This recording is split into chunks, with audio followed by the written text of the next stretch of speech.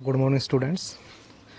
आज का हमारा विषय पूर्ण संख्या है। इससे पहले हम प्राकृतिक संख्या पढ़ चुके हैं। प्राकृतिक संख्याएं वो संख्याएं होती है जो एक से आरंभ होकर अनंत तक जाती हैं। इसी तरह से अगर हम प्राकृतिक संख्याओं के अंदर शून्य को और शामिल कर लें तो ये हमारी पूर्ण संख्याएं हो जाती हैं। पूर्ण संख्याएं जीरो से आरंभ होकर अनंत तक जाती हैं। सबसे छोटी पूर्ण संख्या हमारी शून्य है और सबसे बड़ी पूर्ण संख्या बताना संभव नहीं है। तो अब इस एक्सरसाइज के अंदर हम इसके अलावा पूर्ववर्ती और परवर्ती को भी पढ़ेंगे। पूर्ववर्ती का मतलब होता है पहले वाला और परवर्ती का मतलब होता है बाद वाला। जैसे यहाँ पर 10,999 के बाद अगली 3 प्राकृतिक संख्याएं लिखनी है हमें, तो परवर्ती बताना है इसमें। तो परवर्ती बताने के लिए सबसे पहले हम पहली संख्या जो दी हुई है 10,999, इसके अंदर 1 जोड़ेंगे तो ये हमारा 11,000 आ जाएगा। 11,000 के अंदर 1 जोड़ेंगे 11,001 आ जाएगा। फिर 11,001 के अंदर 1 जोड़ेंगे तो 11,002।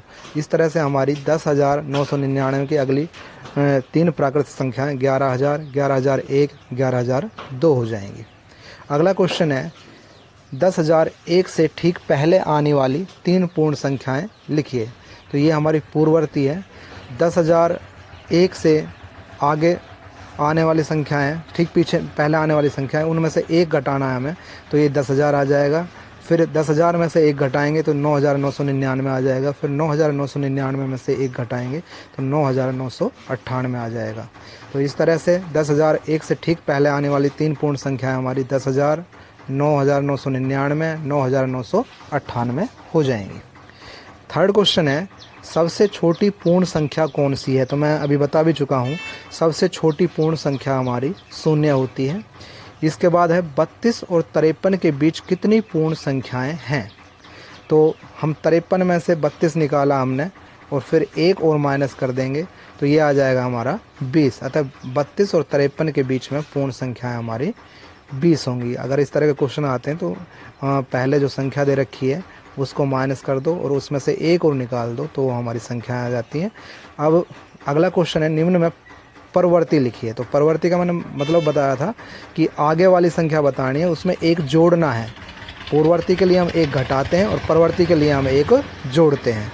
तो यहाँ पे दे रखा है 2,24,40,701 और इसका हमें परवर्ती बताना है तो इसमें 1 जोड़ देंगे तो ये आ जाएगा 24,40,702। इसी तरह से यहाँ पे दिया हुआ है 1,01,199, इसका परवर्ती बताना है तो इसमें 1 जोड़ देंगे हम तो ये आ जाएगा 1,02,000।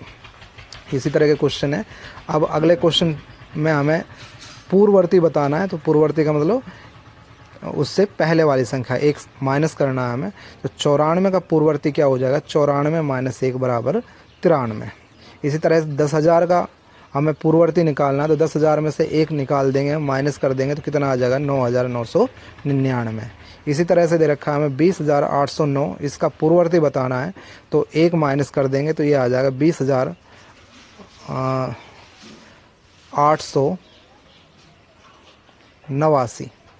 20,889।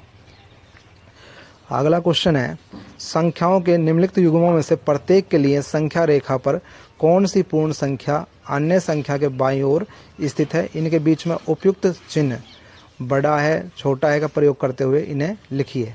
तो 530 और 503, तो यहाँ पर 530 हमारा बड़ा होगा 503 से, तो 530 की तरफ हमारा खुला हुआ मुंह होगा और 503 की तरफ बंद। इसी तरह से 370 और 307 में 370 बड़ा होगा 307 से। इसी तरह की संख्याएं दे रखी है हमें। 98,765 बड़ा है 56,789 से। अब अगला क्वेश्चन है निम्नलिखित कथनों में से कौन सा कथन सत्य है और कौन सा असत्य है। शून्य सबसे छोटी प्राकृतिक संख्या है तो ये हमारा असत्य है, क्योंकि प्राकृतिक संख्या हमारी 1 से आरंभ होती है तो सबसे छोटी प्राकृतिक संख्या हमारी 1 है। 400 संख्या 399 का पूर्ववर्ती है, ये भी हमारा असत्य है, क्योंकि 399 का पूर्ववर्ती 398 होगा, 400 इसका परवर्ती है। शून्य सबसे छोटी पूर्ण संख्या है, ये सत्य है। 600 संख्या 599 का परवर्ती है, ये भी सत्य है हमारा। सभी प्राकृतिक संख्या पूर्ण संख्याएं हैं, ये भी सत्य है, क्योंकि अगर हम प्राकृतिक संख्याओं के अंदर शून्य को शामिल कर दें तो वो हमारी पूर्ण संख्याएं हो जाती हैं। सभी पूर्ण संख्याएं प्राकृतिक संख्याएं हैं। ये हमारा असत्य है, क्योंकि शून्य हमारी पूर्ण संख्या तो है लेकिन प्राकृतिक संख्या नहीं है। 2 अंकों की पूर्ण संख्या का पूर्ववर्ती 1 अंक की संख्या कभी नहीं हो सकता, ये भी असत्य है। एक सबसे छोटी पूर्ण संख्या है, ये असत्य है, क्योंकि शून्य सबसे छोटी पूर्ण संख्या है। प्राकृतिक संख्या 1 का कोई पूर्ववर्ती नहीं होता, ये सत्य है। पूर्ण संख्या 1 का कोई पूर्ववर्ती नहीं होता, ये असत्य है, क्योंकि पूर्ण संख्या 1 का पूर्ववर्ती शून्य होगा। पूर्ण संख्या 13 संख्याओं 11 और 12 के बीच में स्थित है, असत्य है। पूर्ण संख्या 0 का कोई पूर्ववर्ती नहीं होता, ये सत्य है हमारा।